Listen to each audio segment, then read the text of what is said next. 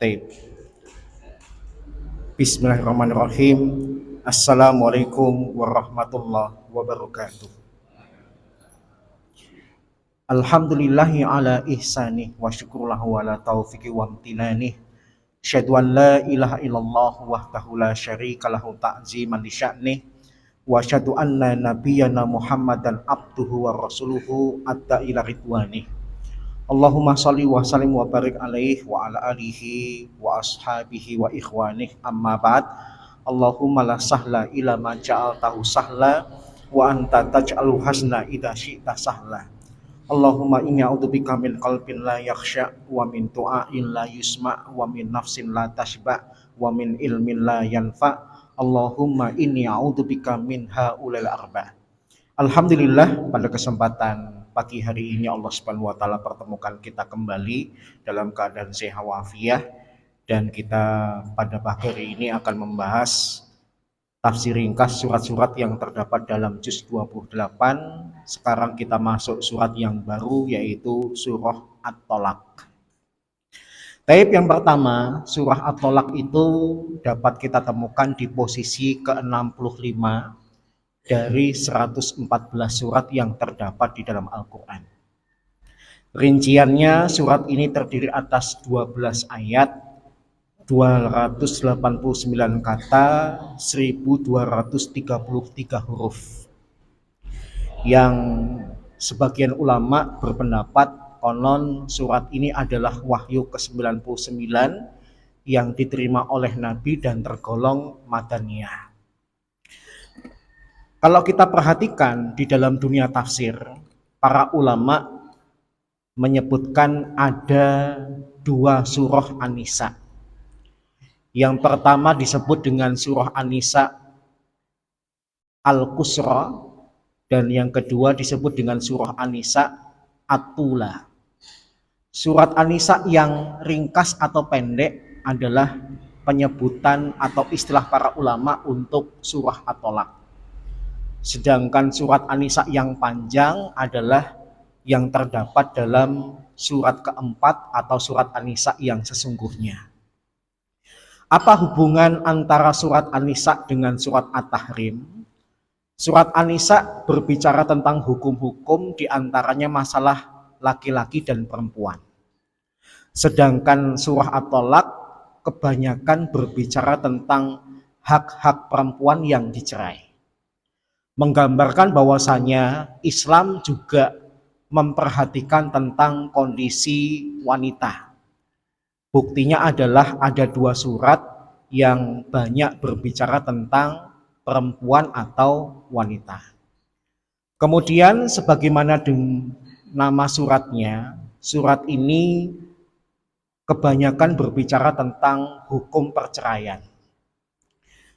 Karena perceraian itu adalah perkara yang agung, perkara yang tidak boleh direndahkan dan diremehkan, maka Allah Subhanahu wa taala kemudian menurunkan surat ini agar orang-orang beriman memperhatikan kejadiannya ketika akan merujuk atau akan mentolak. Karena di antara kelemahan pasangan kaum muslimin adalah minimnya atau tidak tahunya pengetahuan masalah tolak dan masalah rujuk. Bahkan saya pernah dicurhati seorang ibu yang sudah tidak tahan dengan suaminya. Kali ini dia benar-benar minta untuk dicerai setelah suaminya itu sekitar 15 kali mentalaknya. Gitu ya. Suaminya itu kalau di total-total pernah ngomong talak kepada dia itu 15 kali. Baru kemudian curhat kepada saya, talak suami saya itu sah apa enggak? Gitu ya. Udah 15 kali baru curhat. Padahal hitungannya tidak harus sampai 15. Kalau memang di ucapan talak pertama serius, maka dianggap talak 1 jatuh. Ucapan kedua juga serius, dianggap talak 2 jatuh.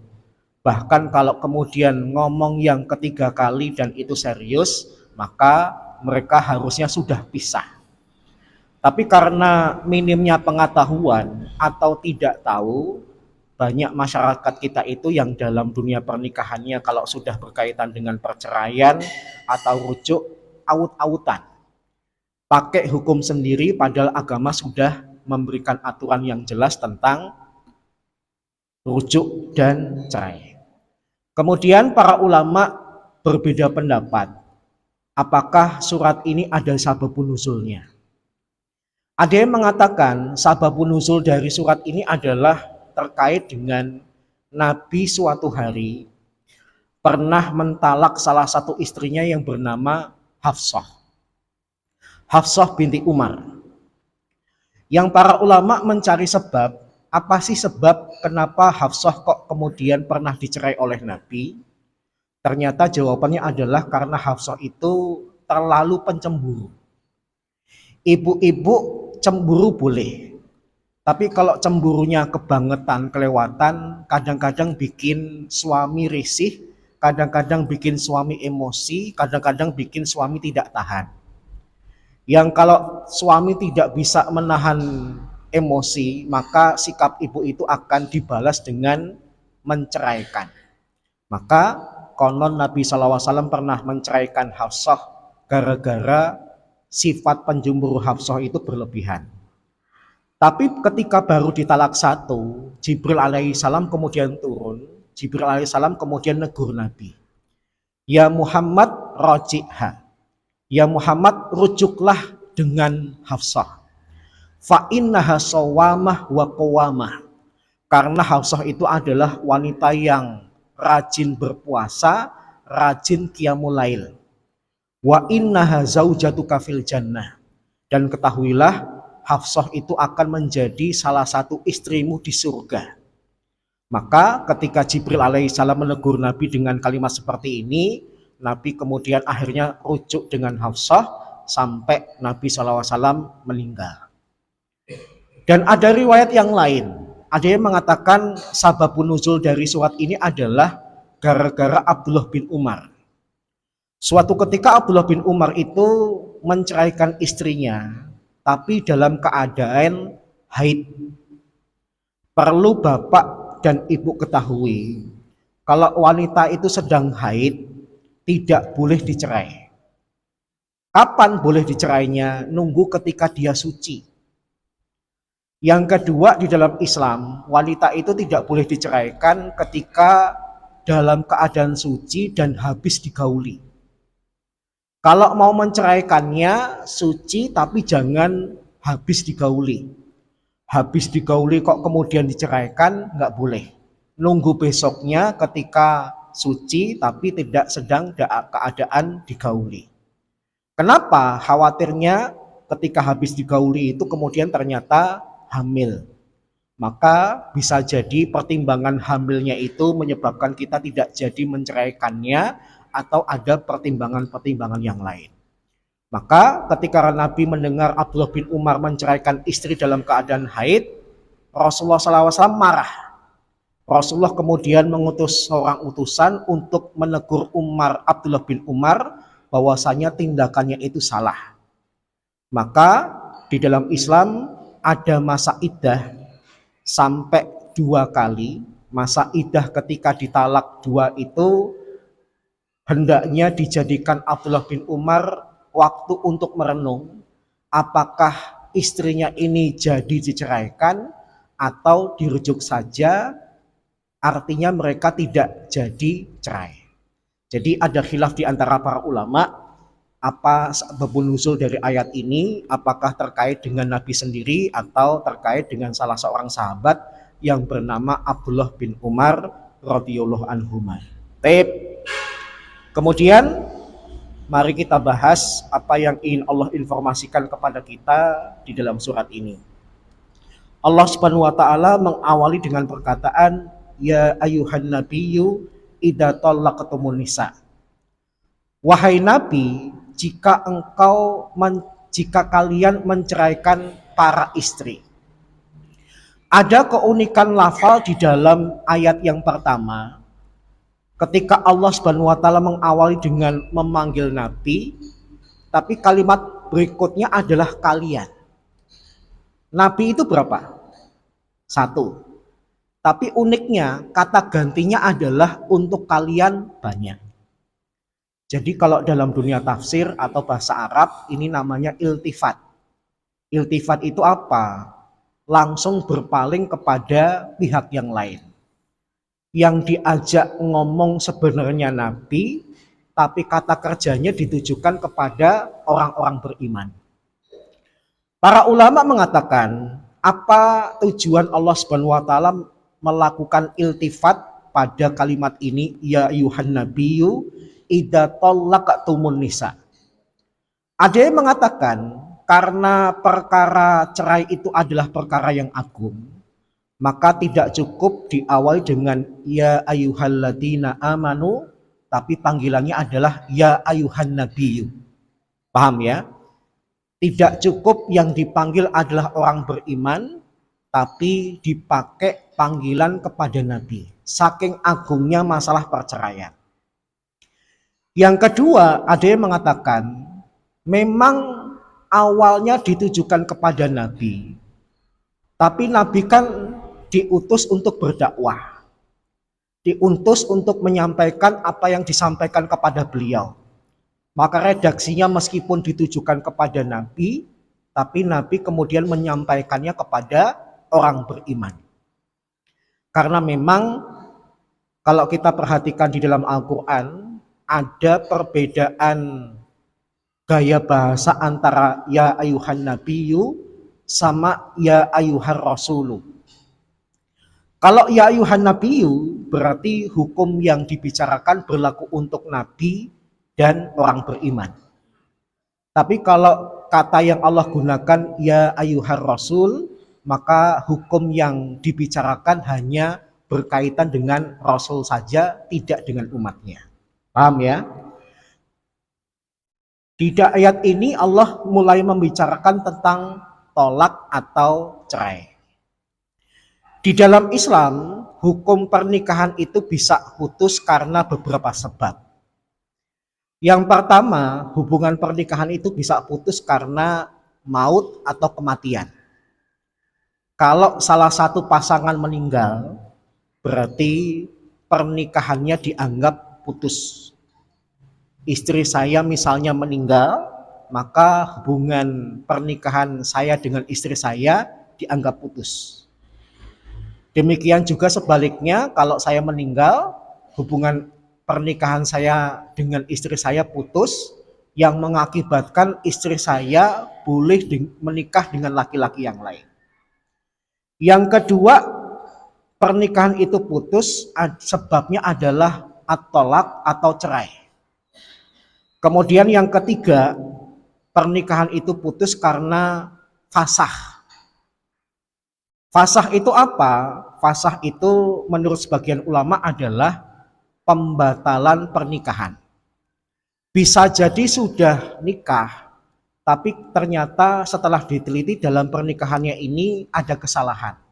Misalnya apa? Setelah diteliti ternyata sepasang pengantin ini ada hubungan mahram. Maka meskipun sudah menikah, nikahnya dibatalkan. Putus hubungan pernikahannya. Yang keempat, pernikahan itu putus karena khulu'. Khulu' itu apa? Pihak istri menuntut ke pengadilan untuk diputuskan hubungan pernikahannya dengan suaminya. Itu namanya khulu'. Kalau memang alasan yang disampaikan oleh istri masuk di akal, sesuai dengan syariat, tidak bisa didamaikan, memang cerai adalah satu-satunya solusi yang terbaik, maka khulu'nya nanti diterima pengadilan, terjadilah hubungan pernikahan yang putus. Kemudian yang terakhir, pernikahan itu bisa putus gara-gara li'an. Li'an dari kata laknat. Ada seorang suami menuduh istrinya berzina. Maka dia dituntut untuk bersumpah atas nama Allah 4 kali. Dan sumpah yang kelima dia ucapkan sambil menerima konsekuensi kalau tuduhan kepada istrinya tidak benar. Kemudian dibalas oleh sumpah istrinya 4 kali, atas nama Allah. Dan sumpah yang kelima, dia siap menerima konsekuensi kalau tuduhan yang disampaikan suaminya kepada dirinya adalah benar, konsekuensinya fit dunia dan akhirah dia berani menerima. Itu li'an. Jadi kalau kita simpulkan, sebab hubungan pernikahan itu putus ada beberapa. Yang pertama kematian, yang kedua perceraian, yang ketiga fasakh, yang keempat khulu, dan yang kelima li'an. Nah, surat ini berbicara tentang salah satu sebabnya, yaitu cerai. Dulu pernah kita bahas tentang masalah perceraian. Kalau kita ringkaskan, perceraian itu oleh para ulama dibagi menjadi beberapa pembagian. Yang pertama ada talak berdasarkan jumlah. Kalau berdasarkan jumlah ada 3 macam. Talak 1, talak 2, talak 3. Talak 1 dan 2 berpotensi antara si suami dan istri untuk rujuk. Tapi kalau sudah talak 3, maka hubungan pernikahan mereka putus. Bisa berhubungan kembali kalau si istri dinikah oleh laki-laki kedua, pernikahannya normal, terjadi hubungan badan, qadarullah pernikahan kedua pun gagal, dia dicerai lagi. Kalau masa iddahnya sudah selesai, dia bisa menikah kembali dengan mantan suami yang pertama. Paham ya? Berdasarkan jumlah 1, 2, 3, 1 dan 2 berpotensi rujuk. Yang ketiga nggak bisa langsung rujuk tapi harus dinikah dulu dengan orang lain, cerai kemudian nikah lagi. Yang kedua berdasarkan ucapan. Para ulama membagi menjadi 2. Ada talak yang sifatnya sharih, ada talak yang sifatnya kinayah. Ada talak yang lafalnya tegas, tapi ada juga talak yang lafalnya ambigu, samar-samar. Kalau misalnya tegas gimana? Ya langsung aku talak kamu dengan talak 1. Itu sorry. Tapi kalau ambigu atau kinayah misalnya gimana? Aku tuh kok sudah tidak tahan lagi ya hidup dengan kamu. Kalimat ini meragukan. Ini kalimat ungkapan emosi atau ungkapan dari suami menunjukkan pengen cerai dengan istrinya. Maka dipertegas, Mas, kalimatmu itu maksudnya apa?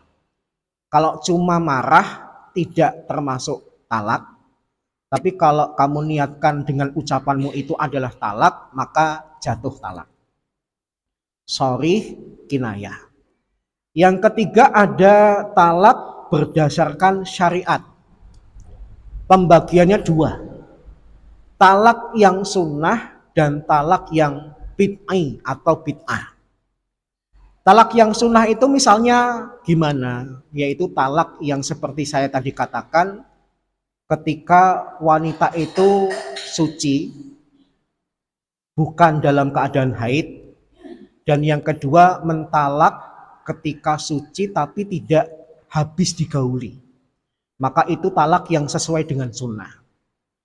Kebalikannya ada talak bid'ah dari kata bid'ah, yaitu mentalak seorang perempuan ketika sedang haid atau suci tapi habis digauli.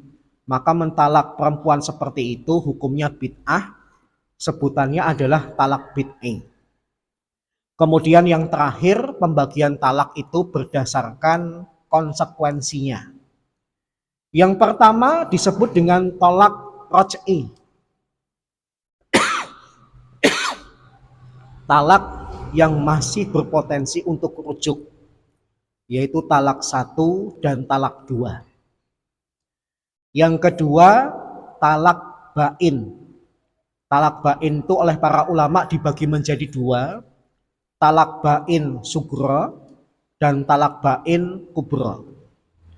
Talak bain sugro itu masih berpotensi untuk rujuk, tetapi harus ada akad baru. talak 1 sudah dijatuhkan, talak 2 sudah dijatuhkan, masa idahnya di talak kedua sudah habis, suami ingin rujuk kepada istrinya, boleh, tapi tidak sembarangan rujuk, harus ada akad baru. Berarti harus ada ijab kabul baru, harus ada wali, harus ada saksi. Kalau pihak perempuan menuntut adanya mahar, ya harus ada mahar. Yang kedua, talak bain al-kubro. Talak yang tidak memungkinkan adanya rujuk, mereka putus, dan sekali lagi boleh berhubungan kembali kalau si perempuan dinikah lagi dengan orang lain, cerai, masa idahnya selesai, kemudian kembali ke mantan suami yang pertama. Itu pembagian talak dalam Islam. Timbul pertanyaan, kenapa sih tolak diperbolehkan dalam Islam? Karena di agama lain tuh nggak boleh. Dalam dunia Kristen dan Katolik itu sebenarnya cerai itu nggak boleh. Karena mereka terikat dengan Matius 17 ayat 9. Apa yang sudah disatukan oleh Tuhan tidak boleh dipisahkan oleh manusia. Ayat itu memberikan konsekuensi hukum kepada orang Kristen dan Katolik, cerai nggak boleh. Tapi nyatanya orang Kristen dan Katolik cerai nggak? Cerai. Berarti ngelanggar hukum Tuhan mereka sendiri nggak? Ngelanggar. Tapi dalam Islam, talak atau cerai itu boleh. Kenapa? Ada banyak hikmah dalam perceraian. Yang pertama, bisa jadi talak itu adalah solusi satu-satunya. Kalau dilanjutkan berbahaya. Maka solusi satu-satunya adalah mereka diputus hubungannya. Misalnya apa? Ya misalnya tadi pernikahan ternyata ada hubungan mahram. Dari awal dilarang, tapi kok nikah? Kalau dilanjutkan berbahaya, solusi satu-satunya dalam Islam apa? Cerai. Nggak boleh Pak D atau Pak Le kok menikahi keponakannya sendiri. Kebalikannya, keponakan tidak boleh menikahi bule dan budenya. Ya. Kalau sampai terjadi, maka mereka harus bercerai karena pernikahan mereka itu diharamkan dalam Islam. Yang kedua, hikmah dari cerai itu apa? Untuk mencegah dampak negatif yang lebih besar. Orang nikah itu tujuannya bahagia. Tapi kalau dengan menikah ternyata kebahagiaan tidak didapat, yang didapat adalah penderitaan, maka Islam memberikan solusi, cerailah. Ini biasanya terjadi kepada istri yang menjadi korban KDRT. Saya kira KDRT itu hanya dialami oleh perempuan, tapi ternyata dalam dunia pernikahan tuh laki-laki kadang-kadang juga jadi korban KDRT. Yang suka main tangan malah istrinya. Istrinya menganiaya suaminya. Kalau dipertahankan bahaya. Bisa jadi suaminya tambah parah atau bahkan meninggal karena disiksa istrinya. Contohnya siapa? Ya ada seorang artis yang nyiram telinga suaminya dengan air panas apa air keras? Air panas. Mas Anda itu loh. Air panas apa air keras? Gitu ya. Mantan suaminya itu bagian telinga sama sebagian muka depan itu luka karena disiram dengan air panas atau air keras. Nah kalau punya istri kayak gitu, bertahanin nggak? Ya bahaya, gitu ya. Hari ini mungkin telinga, besok bisa seluruh wajah, besok lagi bisa seluruh badan. Daripada hidup dengan pasangan seperti itu, maka cerailah. Yang ketiga, hikmah dari perceraian itu apa? Bisa jadi dengan bercerai ada momen untuk perbaikan diri. Aku dulu di pernikahan pertama gagal. Sebabnya adalah ini. Sekarang aku akan membina rumah tangga lagi, maka aku akan perbaiki sikapku. Kekuranganku di pernikahan yang pertama tidak akan aku munculkan kembali di pernikahan yang kedua. Jadi ada hikmah positif ketika orang itu bercerai sebagai sarana untuk muhasabah atau perbaikan diri. Kemudian di antara hikmah perceraian itu adalah bisa jadi dengan bercerai ada kesempatan untuk menemukan yang lebih baik. Sebagaimana salah seorang istri Nabi yang dulu menikah dengan laki-laki yang tidak dia sukai, kemudian setelah dicerai ternyata suami berikutnya adalah Nabi. Gitu ya. Maka pernikahan dia berikutnya memberikan keberkahan karena pasangan berikutnya adalah pasangan yang lebih baik. Suaminya yang dulu sahabat, suaminya yang sekarang adalah Rasul. Sahabat sama Rasul derajatnya tinggian mana? Tanpa khilaf, Rasul. Maka ada hikmah tersendiri dari perceraiannya. Tapi saya harap Bapak dan Ibu jangan coba-coba. Wah, di antara hikmah perceraian bisa menemukan pasangannya lebih baik.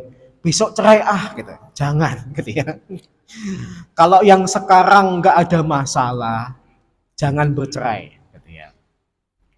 Bahkan Allah Subhanahu wa taala mengharamkan surga bagi perempuan yang minta cerai padahal suaminya tidak bersalah.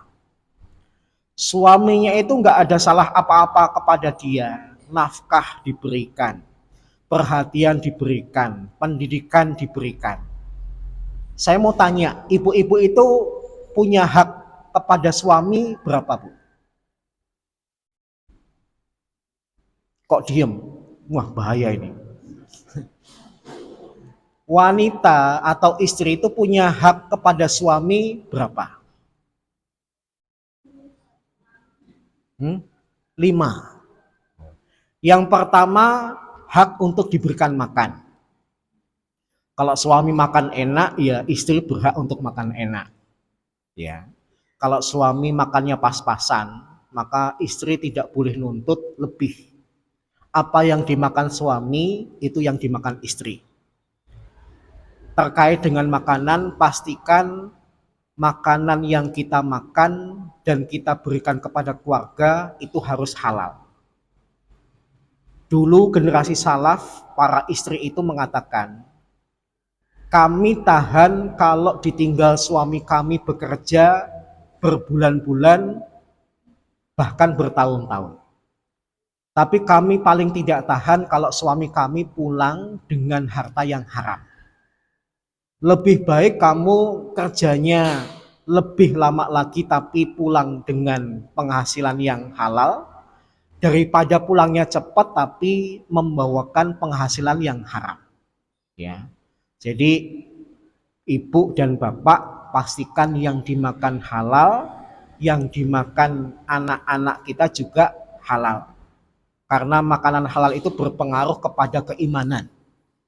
Berpengaruh kepada diterima atau tidaknya ibadah kita. Bapak ibu duitnya haram, meskipun rajin sholat 5 waktu bahkan di masjid berjamaah, jangan harap sholatnya bakal diterima. Jangan berharap doanya bakal dikabulkan. Karena yang mengganggu ibadah untuk diterima itu adalah diantaranya makanan halal. Yang kedua, hak istri itu apa? Pakaian. Berkaitan dengan pakaian, maka istri itu berhak untuk diberikan pakaian yang nutup aurat. Pakaian yang dia gunakan untuk keluar rumah harus nutup aurat. Tapi kalau di dalam rumah tidak terlihat kecuali oleh suami dan anak-anaknya, silahkan memberikan pakaian yang membuka aurat atau pakaian seksi dan sebagainya, silahkan. Makanya ibu kalau kepada suami, ya utamanya minta pakaian yang nutup aurat. Boleh minta pakaian yang tidak nutup aurat kalau itu dipakai dalam rumah, kayak daster, pakaian tidur dan sebagainya itu silahkan. Sebelum saya lupa, kabar gembira bagi ibu-ibu. Laki-laki itu paling seneng kalau dimintain duit oleh istri. Ya enggak? Karena kelakian-lakian kita itu benar-benar dihargai. Kita kerja itu kemudian dihargai. Saya paling nggak suka kalau istri ditawarin, kamu minta apa, kamu mau beli apa, nolak. Habis itu pulang nggak saya ajak ngomong. Kenapa? Kelak-lakian saya terasa direndahkan. Paham ya? Pak Jarod suka nggak kalau istrinya ngomong, Pak beliin ini dong. Bahagia banget. Laki-laki kita itu merasa diakui ketika istri minta. Maka meskipun ibu berpenghasilan, bahkan mungkin penghasilannya lebih tinggi dari suami, nggak boleh kemudian tidak minta kepada suami. Hargailah suami dengan meminta. Ya. Ini kabar gembira bagi para istri. Tapi saya tidak menjamin habis pengajian ini, Pak, terus istrinya pada minta. Tapi saya harus jujur, laki-laki itu sifat dasarnya kalau diminta istri seneng, gitu ya. Saya punya bapak, alhamdulillah. Saya diceritain ibu saya. Di awal pernikahan itu ibu pengen punya lemari besar. Tapi karena tahu gaji bapak belum seberapa, pas ke toko lemari itu cuma megang lemari yang diincar oleh ibu. Bapak diem, karena kalau ngomong mau beli duitnya belum cukup. Ternyata dalam 2 bulan bapak nabung. Di 2 bulan berikutnya itu kemudian apa yang disentuh oleh ibu saya di toko lemari itu dibelikan.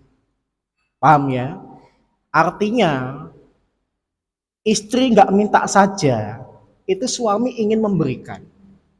Apalagi kalau sampai istri minta. Paham ya? Saya berikan kesempatan istri saya seminggu sekali. Kalau dia buka Shopee, ada barang yang dilihat kok agak lama, saya kemudian ngomong, beli gimana? Biar apa? Biar saya senang. Apa yang sudah saya perjuangkan jatuh kepada yang berhak. Membahagiakan istri dapat pahala nggak? Pahala, dan pahalanya besar. Jangankan membahagiakan, bapak bercanda dengan istri pun itu berpahala. Makanya dengan istri jangan kaku-kaku. Dengan istri itu banyakin bercandanya. Kalau bapak dengan orang lain bisa bercanda, harusnya dengan istri lebih bisa bercanda. Paham ya? Cari celah istri saya suka apa. Kemudian jangan gengsi untuk nurutin. Saya punya teman, ketika saya datang ke rumahnya, di rumahnya itu ada karambol. Ustadz kok ada karambol gitu ya. Ternyata dia beli karambol itu untuk membangun hubungan mesra dengan istrinya.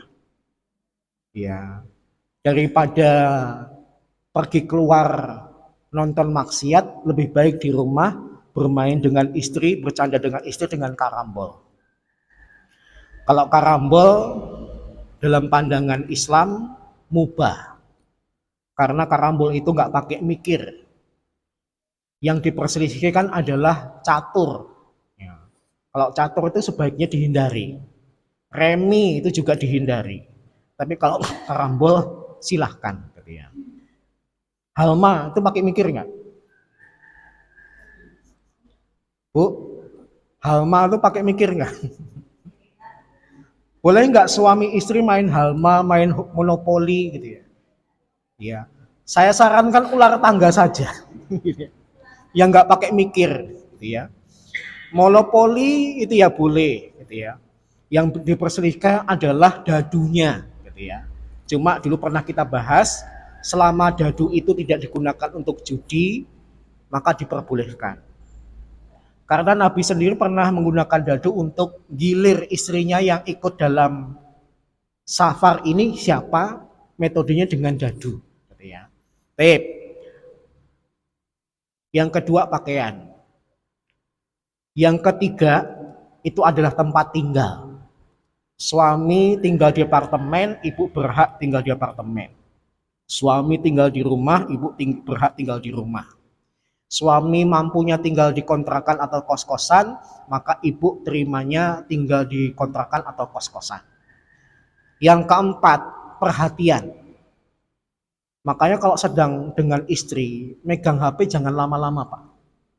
Nah, demikian juga ibu, kalau sedang dengan suami, megang HP jangan lama-lama. Ya. Saya kalau mau pegang HP lama, ngomong dulu. Ini banyak WA yang harus dijawab. Maaf ya, nanti ngobrolnya habis jawab WA. Meskipun saya suami, saya izin dulu kepada istri saya. Istri saya kemudian bilang iya.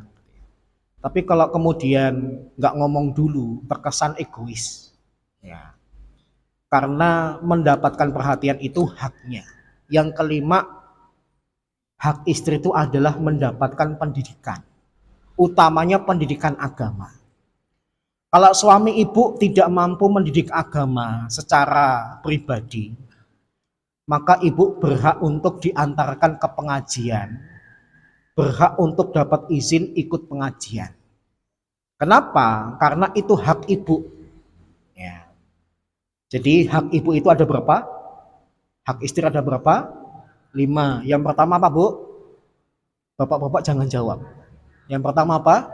Makan. Yang kedua, pakaian. Yang ketiga, tempat tinggal. Yang keempat, perhatian. Yang kelima, pendidikan. Jadi kalau suami lengah dari 5 ini, tinggal ngacungkan tangan saja, Pak. Ya, 5. Tip. Ya. Nah, kembali kepada tema perceraian, gitu ya. Jadi Allah Subhanahu Wa Taala bukan tanpa sebab memperbolehkan perceraian. Tapi bagaimanapun perceraian itu kata para ulama hukum asalnya makruh. Sesuatu yang dibenci. Kalau bisa nggak cerai itu lebih baik. Tapi kalau kemudian dengan mempertahankan pernikahan malah berbahaya, maka jangan sungkan untuk bercerai. Baik. Kemudian Allah Subhanahu Wa Taala melanjutkan, wahai Nabi, jika kalian menceraikan istri-istri, fatallikuhunna liiddatihinna wa ahsul iddah.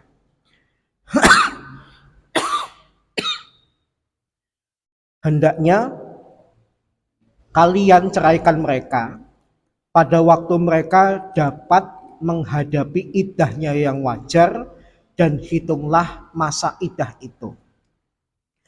Di awal tadi saya sudah mengatakan, di antara kesalahan terbesar pasangan muslim dan muslimah terkait dengan pernikahan seandainya mereka bercerai adalah mereka jahil terkait dengan masa iddah. Masa iddah itu adalah masa yang diperhatikan oleh Allah, sampai-sampai perintahnya Allah mengatakan wa ahsul iddah. Perhatikan dengan teliti masa iddahnya.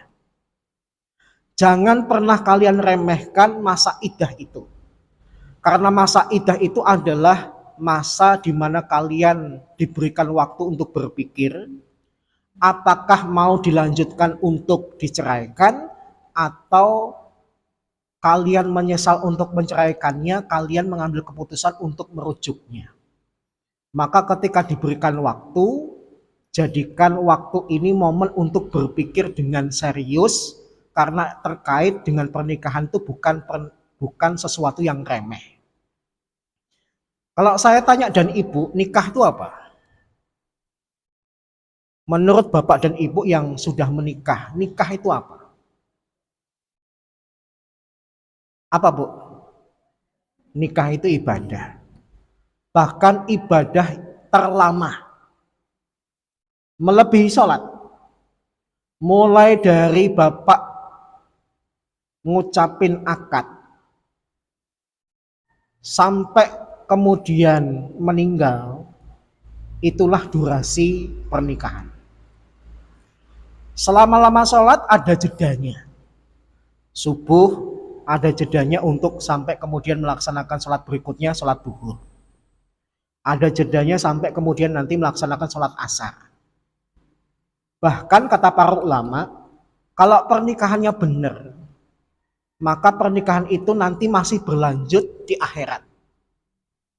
Saya kalau di akhirat nanti ditanya, kamu masih ingin dikumpulkan dengan istrimu di dunia?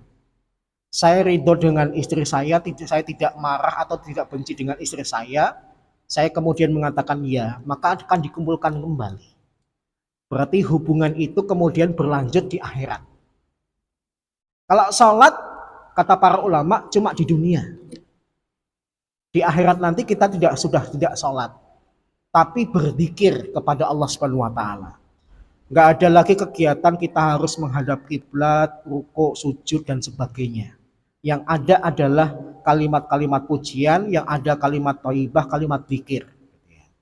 Menunjukkan nikah itu adalah ibadah dan termasuk ibadah yang terpanjang dalam pandangan Islam. Kemudian Allah Subhanahu wa taala melanjutkan wattaqullaha rabbakum. Bertakwalah kalian kepada Allah yang Allah itu adalah Rabb kalian. Kemudian Allah melanjutkan la tuhrijuhunna min buyutihinna wala yakhrujna illa ayyatiya bi fahishatin mubayyinah.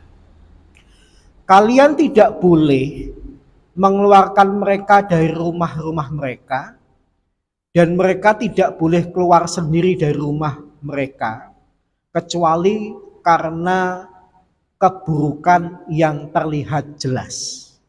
Maksudnya apa? Kalau perempuan itu masih dalam masa iddah, maka suami nggak boleh ngusir istrinya dari rumah. Bahkan sampai ditekankan nggak boleh diusir. Rumah itu sebenarnya milik siapa? Suami. Tapi kalau dalam konteks perceraian untuk menekankan perempuan yang dicerai kalau masih dalam masa iddah tidak boleh diusir, Allah membahasakan rumah itu adalah rumah mereka, rumahnya istri. Paham ya? Meskipun secara zahir, secara kepemilikan rumah itu milik saya, tapi untuk menekankan saya nggak boleh ngusir istri yang sedang dalam masa iddah, Allah sampai mengatakan rumah itu adalah rumahnya. Paham ya? Dan si perempuan yang masih dalam masa iddah juga nggak boleh meninggalkan rumah suaminya tanpa izin. Nah, kesalahan berikutnya bagi suami istri yang konflik, yang mungkin sedang ditalak 1 atau talak 2, suami ngusir istri atau istri meninggalkan rumah suaminya tanpa pamit. Ini adalah sebuah kesalahan. Ya. Banyak terjadi nggak di masyarakat kita? Banyak. Jangankan sampai cerai. Berantem dikit aja langsung kembali ke rumah orang tua. Ya, pasca Ramadan atau di bulan Syawal kemarin, saya itu sempat berantem dengan istri saya. Gara-gara suatu hari saya itu pulang, banyak pikiran, banyak masalah. Saya itu punya kebiasaan kalau lagi banyak masalah diem. Diajak ngomong diem. Istri saya mungkin lagi haid. Wanita haid itu mohon maaf. Kata Allah, fa'tazilun nisa'a fil mahid. Yas'alunaka anil mahid, kul huwa ada. Mereka bertanya kepadamu tentang haid, katakanlah haid itu adalah gangguan. Dalam pandangan Islam, haid itu bukan cuma gangguan fisik, tapi juga non fisik. Bukan cuma dia sedang mengeluarkan darah kotor, tapi juga emosinya nggak stabil.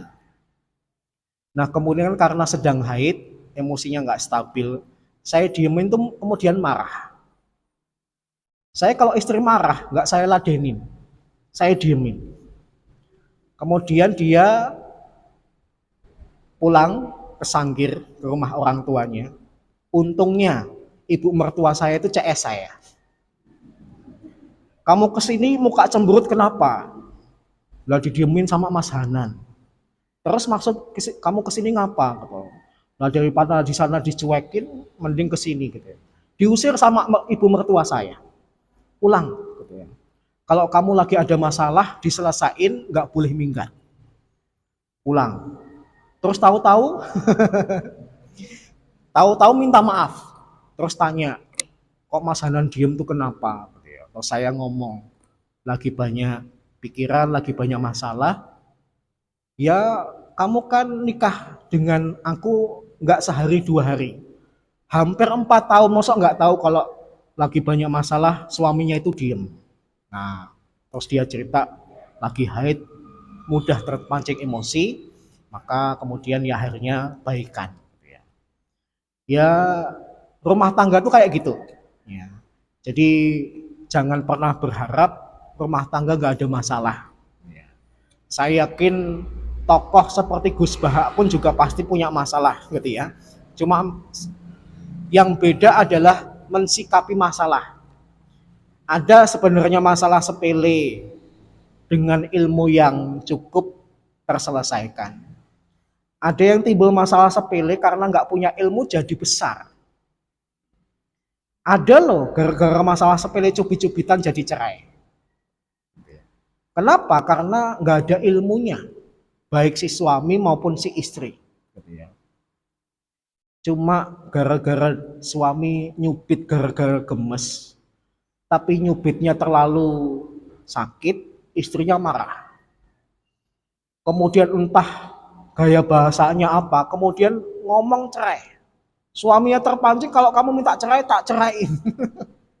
Berasal dari cubit-cubitan. Ketika ngadu ke pengadilan agama, itu diketawain. Alah mbak gitu ya.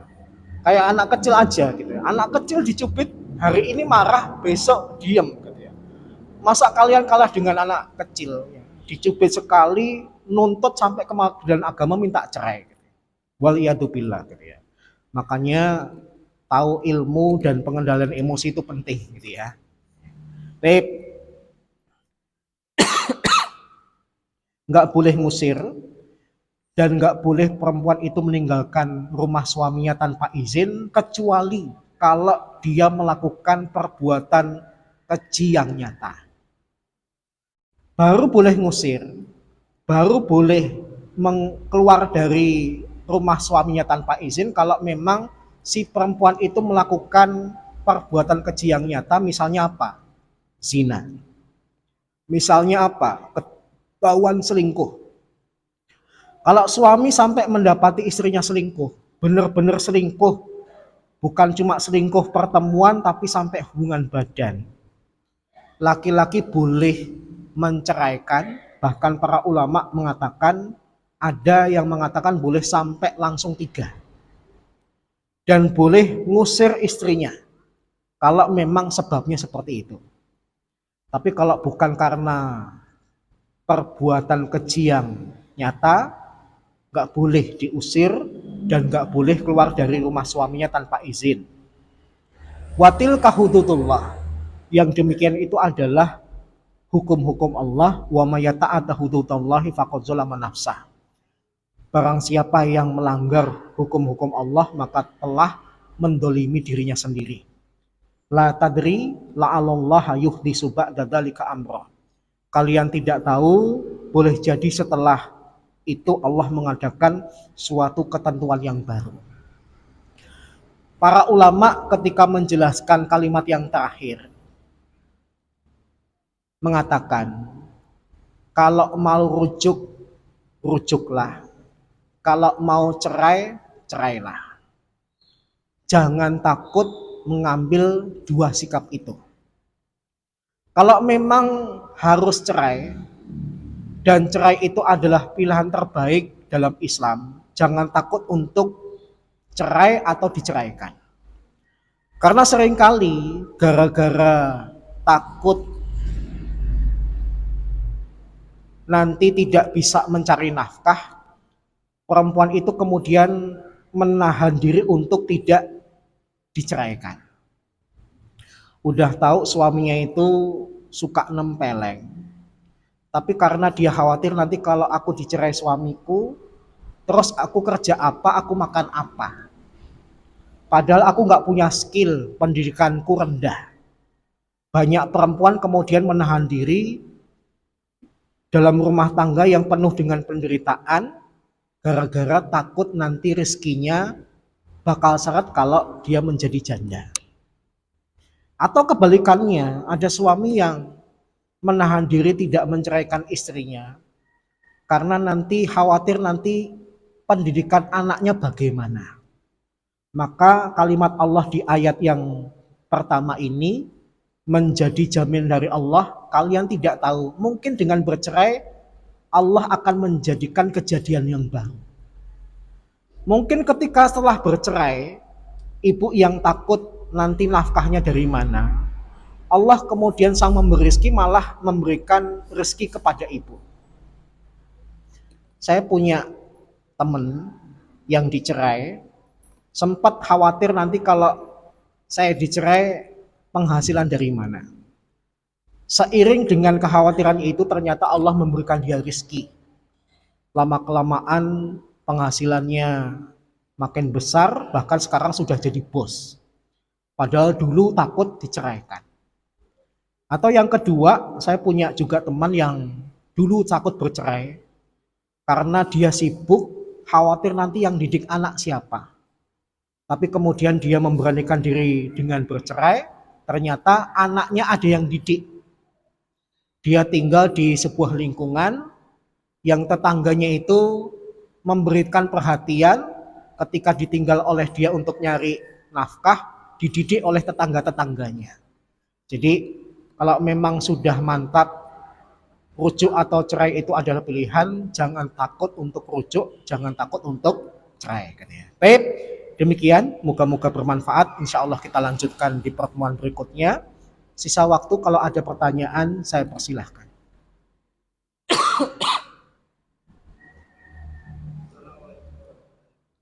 Waalaikumsalam.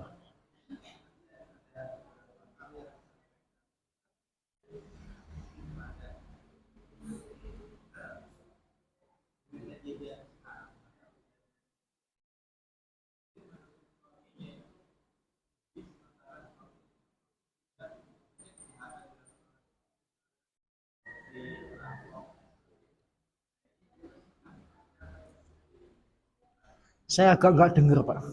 Ya. Ada kasus. Ah, ya.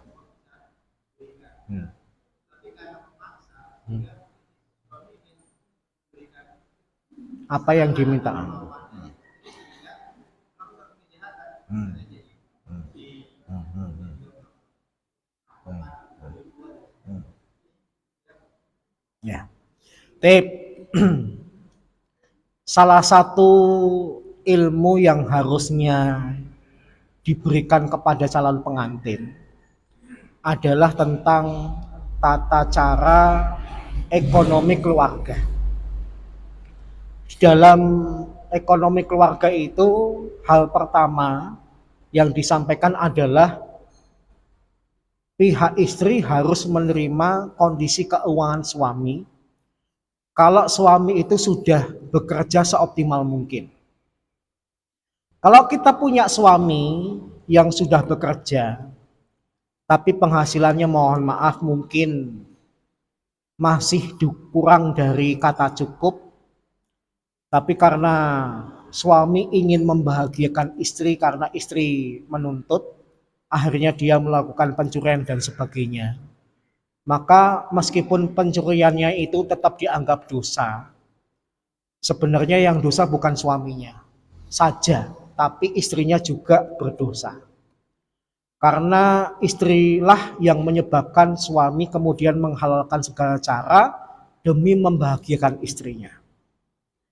Maka meskipun saya tadi mengatakan kebahagiaan suami itu adalah ketika istri minta, ibu-ibu saya pesan mintanya yang wajar-wajar saja. Mintanya ngelihat kondisi suami saya mampu atau tidak. Kalaupun misalnya tidak mampu, tapi ibu pingin ngomong, maka bahasakan. Moga-moga suatu hari bisa kebeli ya Pak.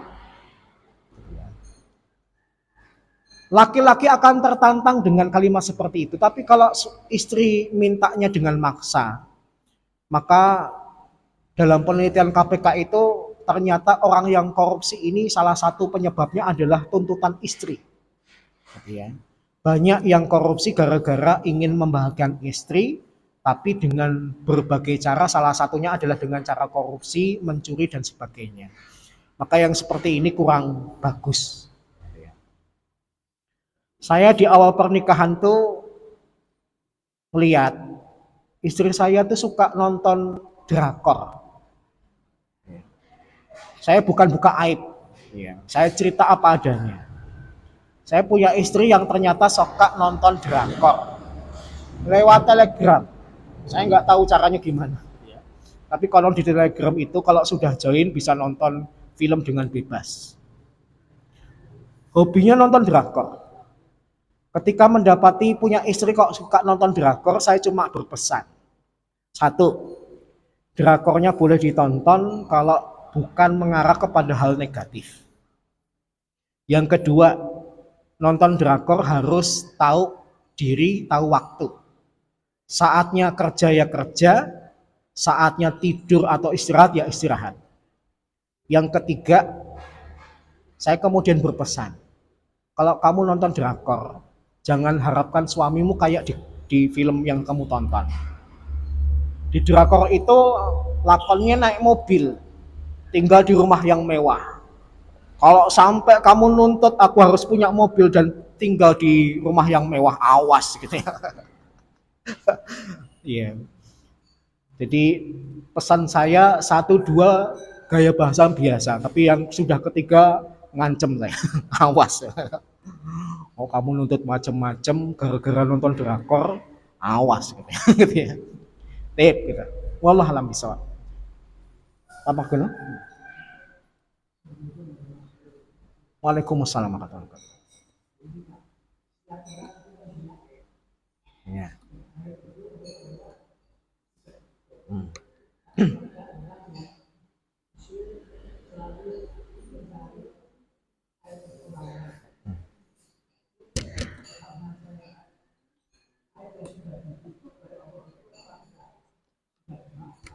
Ini nggak ada kaitannya dengan ijazah.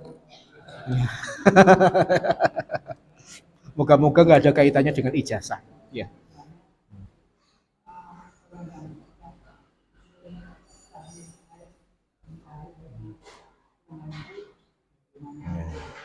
Ya. Ya. Yang pertama, di dalam Al-Quran Allah Subhanahu wa Ta'ala sudah berkata di dalam ayat yang populer, ya, di dalam surat Al-Hujurat, wala yakhtab ba'dukum ba'dha, gitu ya. Wala tajassasu, gitu ya. Jangan juga mencari kesalahan-kesalahan orang lain dengan sengaja. Yang kedua, Nabi SAW memberikan pujian kepada orang yang nutup aib saudaranya. Nabi bersabda, man satara uyuba akhihi fid dunya, satarallahu uyubahu yaumal qiyamah. Barang siapa yang nutup aib saudaranya di dunia, maka Allah akan nutup aibnya di akhirat nanti. Maka mengumbar aib seseorang itu hukumnya haram. Tapi dulu pernah kita bahas tentang masalah ghibah. Ada sebab-sebab tertentu aib seseorang itu boleh diumbar. Di antaranya adalah untuk membuat orang itu waspada. Misalnya bapak punya kenalan yang dia itu hobinya nipu orang. Maka bapak nggak boleh nutupin aibnya. Bapak ceritakan aib dia supaya orang tidak tertipu dengan orang tersebut. Ada orang mata keranjang, nggak boleh lihat perempuan cantik dikit. Maka kalau bapak tahu aibnya seperti ini, ceritakan saja kepada banyak orang, biar para wanita aman dengan kejahatan laki-laki ini. Jadi ada kalanya aib itu ditutupi, tapi ada kalanya aib itu boleh diumbar. Kemudian yang ketiga, kalau terkait dengan aib yang diumbar di infotainment, itu adalah aib yang dalam pandangan Islam harusnya ditutup. Tapi di Indonesia ini aneh, ada program TV yang isinya ngumbar aib seseorang, bahkan ratingnya tinggi. Saya itu kadang-kadang heran, negara kita itu mayoritas muslim, tapi acara TV yang favorit adalah infotainment. Saya pernah ke Jepang, saya penasaran, Jepang tuh TV-nya acaranya apa? Ternyata di Jepang tuh juga ada infotainment, tapi beritanya positif semua. Pernikahan artis ini, prestasi artis ini, dan sebagainya. Nggak ada tentang berita perceraian, berita perselingkuhan, dan sebagainya. Paham ya? Yang saya sangat sesalkan adalah muslimnya banyak, tapi tontonannya tidak benar. Dengan negara yang muslimnya sedikit, tapi tontonannya benar. Wallahualam bishawab.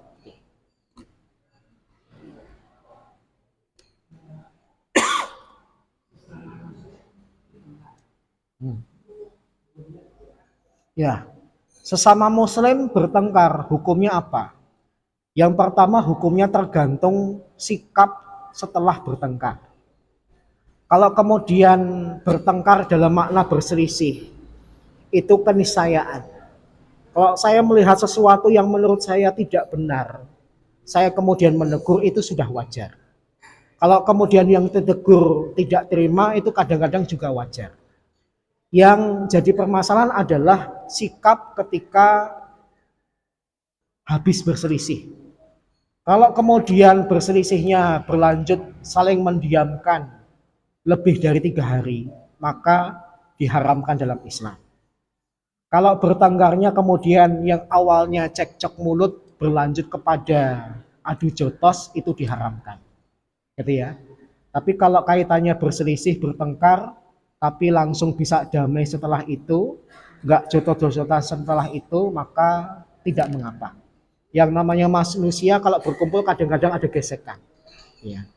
Yang jadi masalah setelah gesekan itu mau dikasih oli atau diperparah. Ya.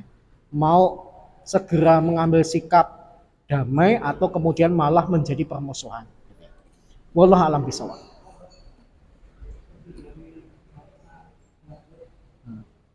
Hukumnya haram, hukumnya haram. Ya. Bagi yang mendiamkan hukumnya haram, apalagi dua-duanya saling mendiamkan.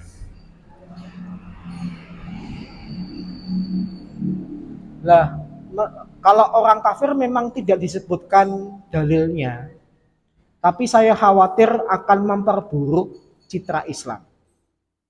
Bapak bertengkar dengan orang kafir, yang mungkin dalam perkara ini si kafir yang benar. Bapak egois tidak mau mengakui kesalahannya.